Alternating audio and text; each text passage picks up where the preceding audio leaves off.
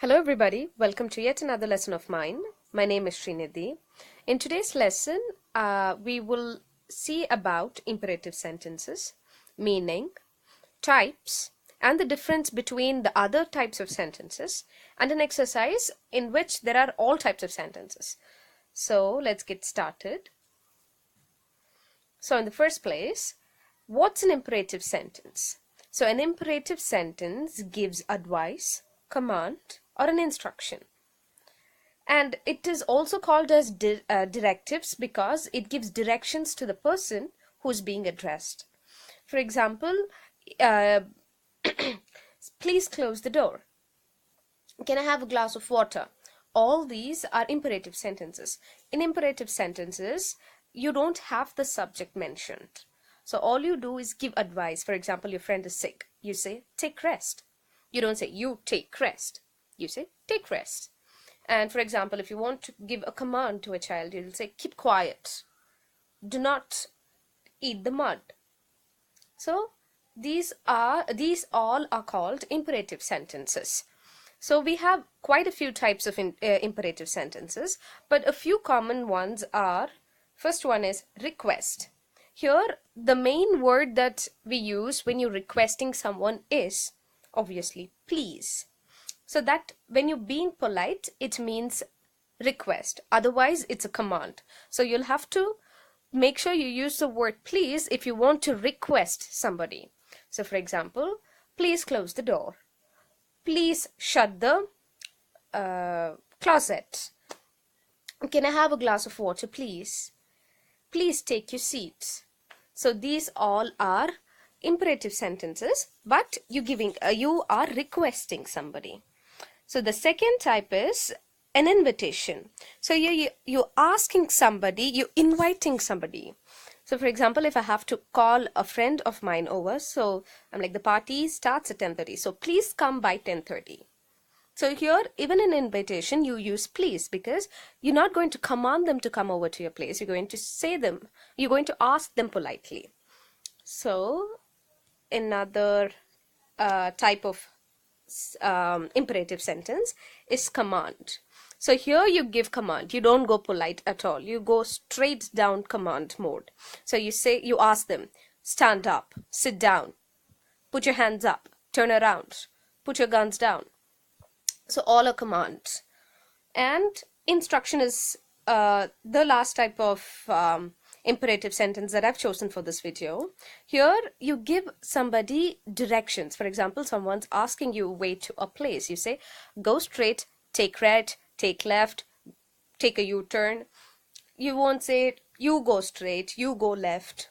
It's just subject is omitted and you give them direction. So this is another part of imperative sentences.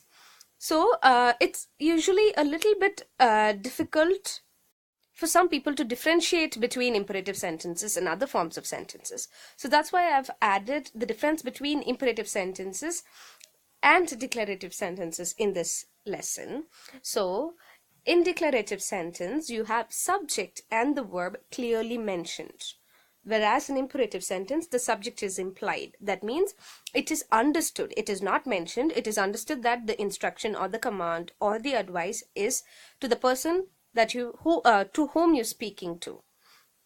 Okay, so I have done another entirely different lesson on declarative sentences.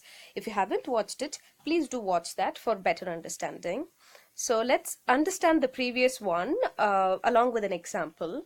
So the first sentence is, Paul cleans his shelf. Starts with a capital letter, ends with a full stop. It states a fact, it asserts a fact. Sorry.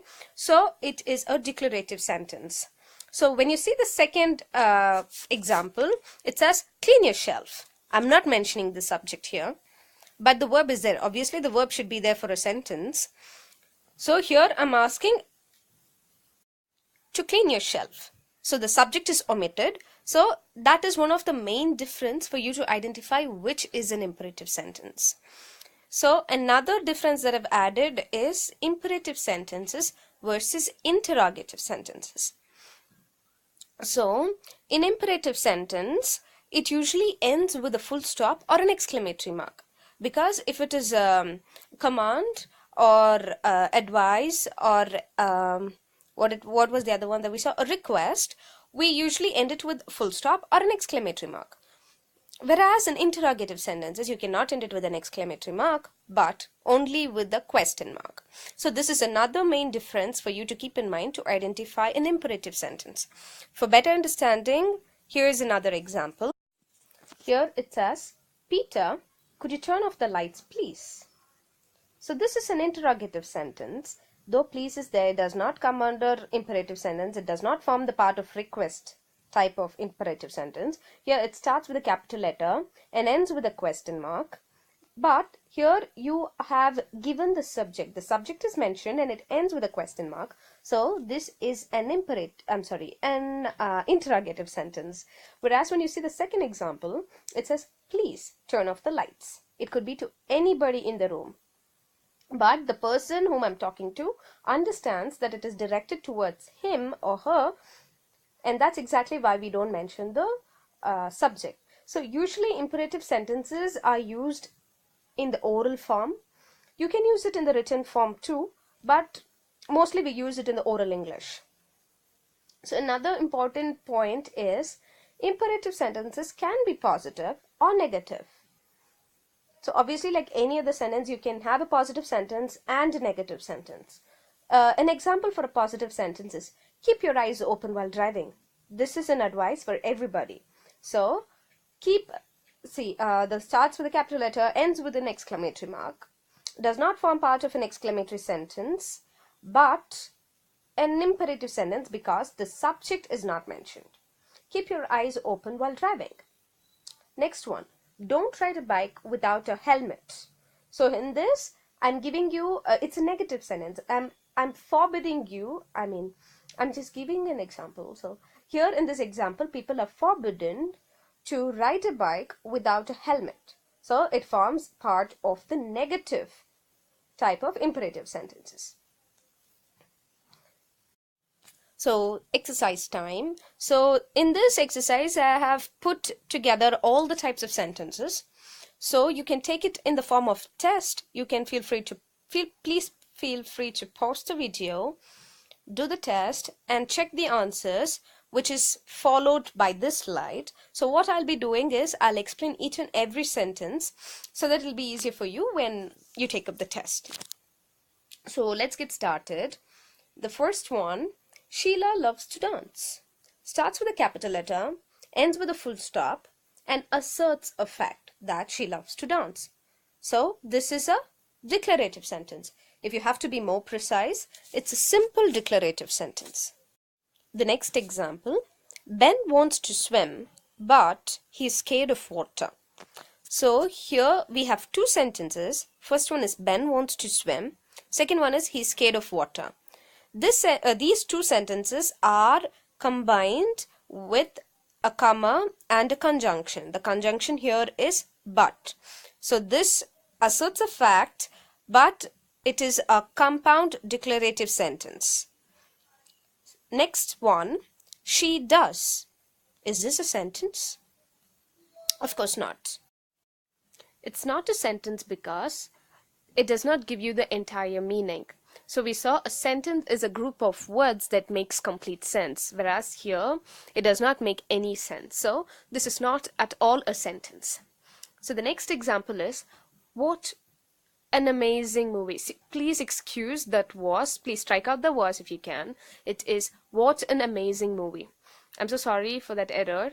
It is an exclamatory sentence. Here I'm expressing an emotion that is surprise. What an amazing movie.